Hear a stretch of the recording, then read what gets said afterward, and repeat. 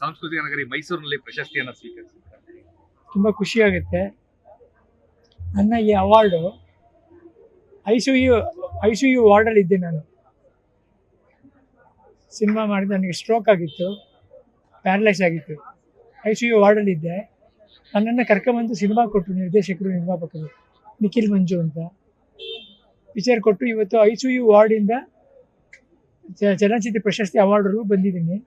ಇದು ಹಿಂದೆ ತುಂಬ ಜನ ಇದ್ದಾರೆ, ಅವರೆಲ್ಲ ನನ್ನ ಕರ್ಕೊಂಬಂದವ್ರೆ. ಇದು ಅವ್ರಿಗೆ ಸೇರಬೇಕು, ನನಗೆಲ್ಲ.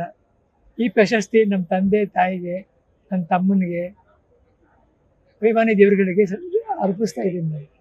ನಟನೆ ಮುಂದೆ ಪ್ರಾಜೆಕ್ಟ್ ಅಥವಾ ಸಿನಿಮಾ ನಟನೆ ಯಾವ್ದಾರು ಆಗ್ತಾ ಇದೆ? ಮಾಡ್ತಾ ಇದ್ದೀನಿ, ಇನ್ನು ಹೆಸರಿಟ್ಟಿದೆ ಯಾವುದು. ಮೈಸೂರಿನಲ್ಲಿ ಸ್ವೀಕರಿಸಿರುವಂತ ತುಂಬ ಖುಷಿ. ಮೈಸೂರು ಅಂದರೆ ಸಾಮಾನ್ಯ ಏನೇ ಶುರು ಮಾಡಿದಾಗಲೂ ಗೋಕಾಕಿಂದ ನಮ್ಮ ತಂದೆಯವರು ಶುರು ಮಾಡಿದ್ದು ಮೈಸೂರಿಂದನೇ ಶುರು ಮಾಡಿದ್ದು.